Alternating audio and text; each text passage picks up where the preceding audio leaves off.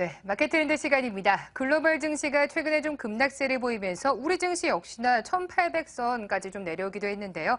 반등을 좀 보여주고 있습니다. 급락은 멈춘 흐름인데 반등이 이어질진 또 의문입니다. 점검해 보도록 하겠습니다. 김종효 전문위원 모셨습니다. 안녕하십니까? 안녕하십니까? 네, 우선 반등하는 데 필요한 요건들이 있다고요? 네. 아무래도 이제 글로벌 주요 지표들, 이번 주에 발표될 것들이 어떤 것들인지 조금 전에 확인을 해 보셨으니까 거기에서 좀 더 우리가 지켜봐야 될 체크 포인트들이 무엇인지 지금부터 말씀을 드리도록 하겠습니다. 네.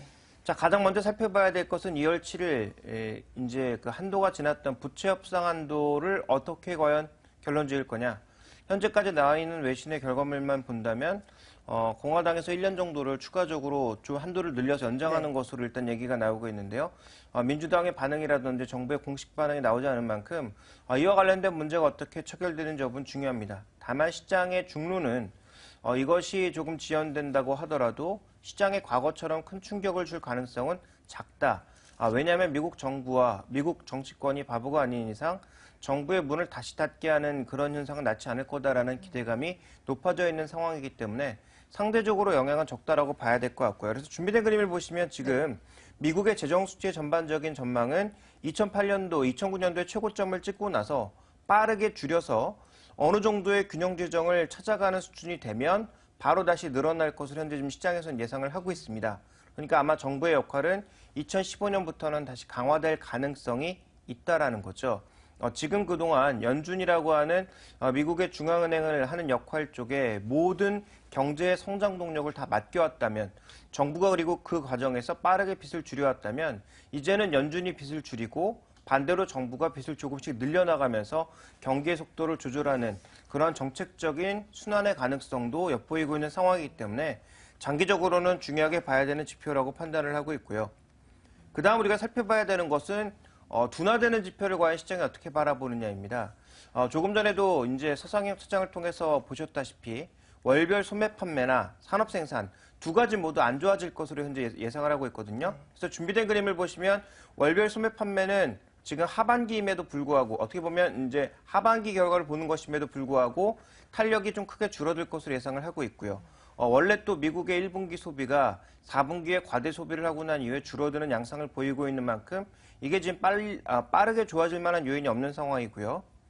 그 다음 월별 산업 생산 동향도 현재 지금 자동차라든지 ISM 쪽의 움직임을 보면 제조업 지수 움직임을 보면 둔화될 것으로 예상이 되고 있습니다. 그러니까 뻔히 알고 있는 이런 악재에 시장이 어떻게 반응하느냐가 중요하다는 거죠. 만약에 이런 악재에 의연하게 반응을 보인다면 시장은 여전히 반등 추세를 이어나갈 가능성이 있고 그것은 최근 들어서의 조정은 글로벌 증시, 한국 증시가 동행한 모습이었기 때문에 반등에도 동일한 흐름을 보일 수 있다는 관점에서 미국 시장이 얼마나 악재에 의연하게 대응하는지 여부가 중요할 것 같고요.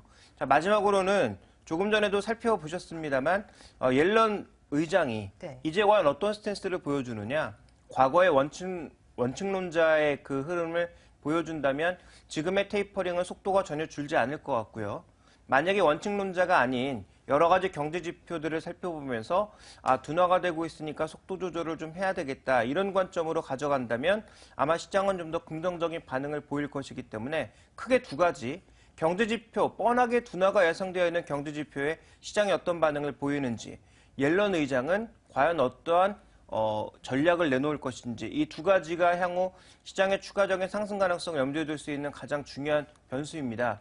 그런데 지금까지 4번의 연준 의장 교체 시기에는 항상 초반에 많이 흔들렸거든요. 그래서 이 연준 의장의 초반 의회 발언이 정말 중요할 것으로 예상이 되고 있습니다. 알겠습니다. 옐런 의장의 발언 역시나 단어 하나하나에 시장이 좀 해석을 하고 촉각을 곤두세울 것 같다는 말씀 주셨는데 이번 주에 발표가 되는 미국의 소매 판매나 산업 생산 같은 경우에는 이미 좀 둔화될 것으로 보인다. 뻔한 악재라는 말씀까지 주셨습니다. 그 외에도 중국도 최근에 좀 지표가 둔화되고 있고 반면에 유럽에서는 그래도 상대적으로 낮게 좀 더 나은 지표가 나오는 것도 같거든요. 이들 국가에서는 어떤 점을 좀 더 유념해 볼까요? 유로존 전체를 보면 경제 지표 괜찮습니다. 그래서 준비된 그림 보시면 지금 3분기 연속으로 GDP가 플러스를 보일 것으로 예상이 되고 있죠. 그래서 이 3분기 연속의 플러스 성장은 다소 긍정적이다. 이탈리아도 만약에 플러스 성장을 한다면 유로존이 이제 고르게 성장하고 있다는 관점에서 긍정적이다라고 봐야 됩니다만 핵심은 여전히 금리에 달려 있는 것 같습니다. 지금 물가가 1%대로 급전직하고 있는 유럽의 상황은 디플레이션을 계속 우려하고 있죠. 그래서 시장에서는 빠르면 2월, 늦어도 3월 22회의에서는 금리를 0.1%대로 낮출 것으로 지금 전망을 하고 있거든요. 그러니까 이 기준금리 전망치는 일종의 선물 가격이라고 보시면 될 것 같은데 선물 시장의 움직임은 이미 2월 달에 금리 인하를 기정사실화하고 있습니다.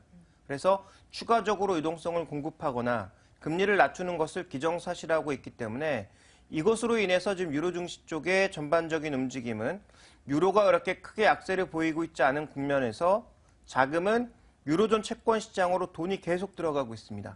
그러니까 여러 번 설명드렸죠.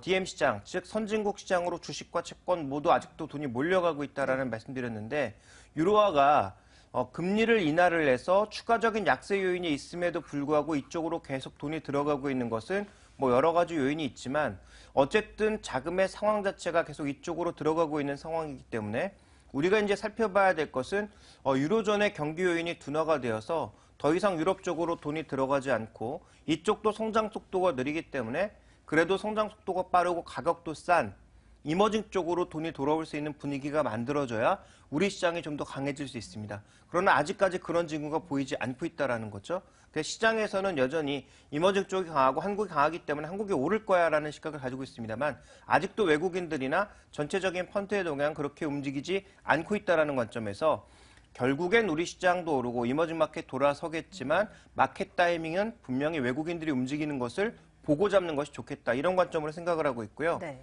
그다음 이제 우리 시장을 가장 압박하고 있는 요소 중에 하나가 바로 중국 지표들입니다. 이번에 뭐 물가도 발표되고요. 수출입 지표도 발표되고요. 통화 지표도 발표가 되는데 그중에서도 가장 주목해봐야 될 것은 중국의 수출입 지표다. 그런데 춘절 수요가 있었던 만큼 아무래도 수출 증가율보다는 수입 증가율이 빠르게 늘어나면서 우리가 이제 자연스럽게 예상해 볼 수 있는 건 전체 경상 수지는 줄었을 거다. 근데 시장이 우려하고 있는 건 뭐냐 하면 수출의 증가 속도가 여전히 감소를 되고 있느냐.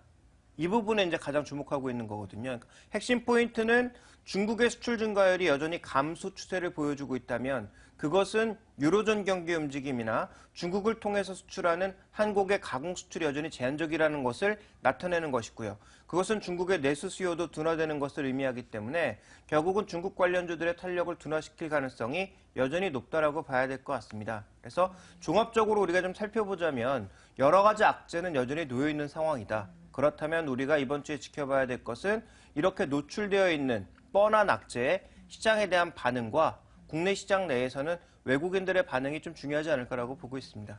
네, 이미 좀 노출되어 있는 뻔한 악재 속에서도 선진국 중심으로는 자금이 좀 들어와주고 있습니다. 이머징 시장으로 자금이 들어와줘야 국내 증시도 좀 우호적인 여건이 형성이 될 텐데 언제쯤 그런 우호적인 흐름 이어질 수가 있을까요? 상반기 내에는 조금은 힘들지 않을까라고 판단을 하고 있고요. 아마 상반기 말 정도나 되어야 좀 더 이제 긍정적인 그림들이 많이 나올 것 같은데 여러 가지 지표들을 종합해 봤을 때 또 정책적인 요소들을 고려해 봤을 때 상반기의 경기 탄력에 대한 기대는 조금씩 낮춰잡는 것이 현실화될 것 같습니다. 그래서 아마 뭐 세계은행이라든지 아니면 국제기구 쪽에서도 다시 또 성장률을 낮춰잡는 것들이 아마 상반기에 많이 나오지 않을까라고 예상되고 있는 만큼 상반기보다는 하반기 쪽에 거는 기대감이 좀 더 높아진다라고 판단을 하고 있고요. 또 하나 이제 중요한 것은 시장의 지수 측면으로 봤을 때 하단 지지력은 어느 정도 확인한 만큼 위쪽으로 얼마나 뻗어 나가느냐가 중요한데 아까 말씀드렸던 것처럼 상반기 내에는 이렇게 상단을 제약할 수 있는 요소들이 여전히 많이 있다는 관점에서 여전히 지수보다는 종목을 노리는 전략이 좋겠다. 그리고 외국인들이 전체적으로 우리 시장을 파는 가운데서도 지속적으로 사고 있는 종목들, 대표적으로 IT에서는 SK하이닉스, 그다음에 한국전력 같은 종목군들 최근 꾸준하게 매수하면서 네. 신고가가 나고 있는 상황이거든요. 그렇다면 이런 종목군들 중심의 대응이 여전히 시장 대응에 있어서는 잠시라도 좀 소나기도 피해가고 외국인들과 같이 가는 전략이 아니겠는가라고 판단하고 있기 때문에 전체적인 전략의 틀은 좀 이렇게 짜시는 게 좋지 않을까라고 보고 있습니다. 네, 알겠습니다. 네, 현재 뭐 상반기보다는 우리 시장 하반기에 좀 더 주목을 해봐야 될 것 같고요. 하방 지지력은 확인했다는 점은 그래도 좀 긍정적으로 해석 가능할 것 같습니다. 역시나 종목은 외국인의 매수가 좀 탄탄하게 받쳐주는 종목들로 압축을 해봐야 될 것 같은데요. 최근에 시총 한 4위까지 올라왔던 SK하이닉스나 역시나 좀 7위까지 올라온 한국전력 등에 관심 표명해 주셨습니다. 김종효 전문위원과 함께했습니다. 마켓 트렌드 시간이었습니다. 고맙습니다.